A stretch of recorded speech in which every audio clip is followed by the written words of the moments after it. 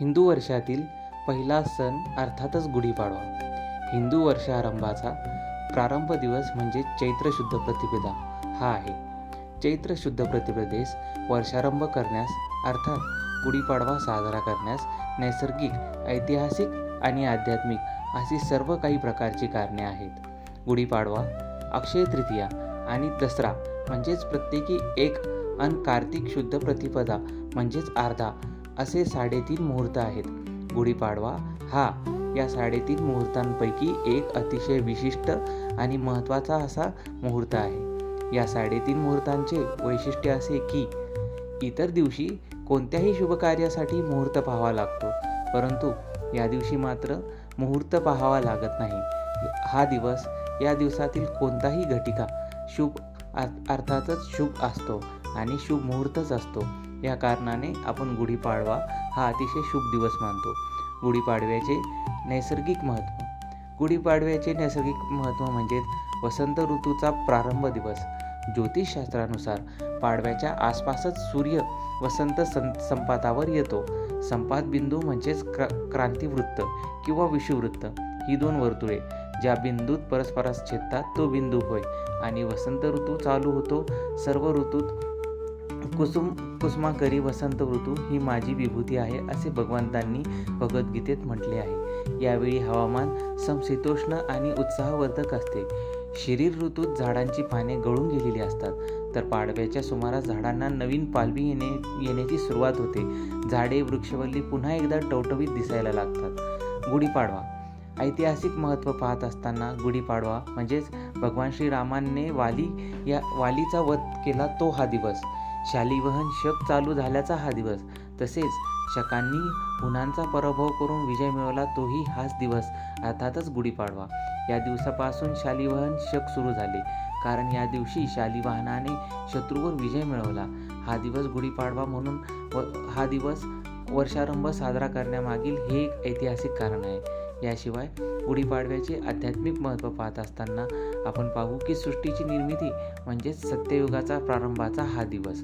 ब्रह्मदेवांनी सृष्टीची निर्मिती केली म्हणजे सत्ययुगाला सुरुवात झाली तो हा दिवस असल्याने या दिवशी वर्षारंभ केला जातो आणि नवीन वर्षाची सुरुवात सुद्धा याच दिवसापासून होते. गुढीपाडवा हा पृथ्वीवरचा वर्षारंभ दिन मानला गेला.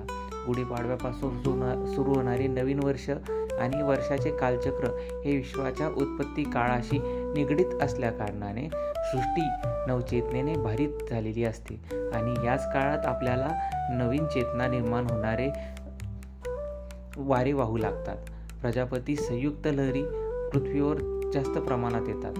गुढीपाडवा पूजनाची योग्य पद्धत व त्याची शास्त्रोक्त विधी आपण या व्हिडिओमध्ये पाहणार आहोत. मित्रांनो, व्हिडिओ आवडला तर नक्कीच लाईक करा आणि पुढे सबस्क्राईब करून आपल्या मित्रपरिवारामध्ये जास्तीत जास्त शेअर करा.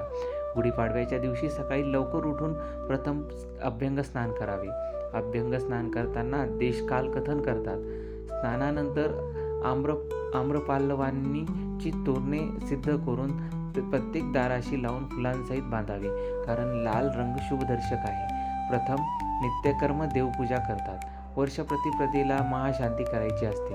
शांतीच्या प्रारंभी ब्रह्मदेवाची पूजा करतात, कारण या दिवशी ब्रह्मदेवांनी विश्वनिर्मिती केली, अन्यथा त्या सुरुवात केली हा तो दिवस असल्या कारणाने आपण या दिवशी ब्रह्मदेवांची पूजा करणे क्रमप्राप्त आहे. या दिवशी विजयाचे प्रतीक म्हणून सूर्योदयाच्या वेळी शास्त्रशुद्ध गुढी उभारली जाते. गुढी मातेला वंदन केले जाते आणि गुढीपूजन केले जाते. याचकांना अनेक प्रकारची दाने दिली जातात. उदाहरणार्थ पानपोईद्वारा उदकदान, त्यानंतर पितर संतुष्ट होतात. धर्मदान हे सर्वश्रेष्ठ दान आहे असे सांगण्यात येते. सध्याच्या काळात धर्मशिक्षण देणे ही आपल्या काळाची एक गरज आहे. ज्योतिषाचे पूजन करून त्यांच्याकडून उपाध्यायाकडून नूतन वर्षाचे पंचांग अर्थात वर्षफलाचे श्रवण करतात आणि सरले वर्ष संपून नवीन वर्ष आपल्याला कसे जाणार या संबंधी आराखडा त्यांच्याकडून ऐकला जातो. पंचांग श्रवणानंतर कडुनिंबाचे मिश्रण वाटायचे असते.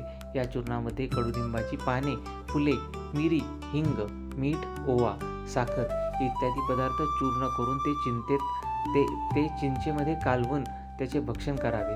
तसे या दिवशी भूमीत नांगर धरावा. भूमिमाता म्हणजेच माता सीतेचे स्वरूप असल्या कारणाने या दिवशी भूमिमातेमध्ये नांगर धरून भूपूजन केले जाते.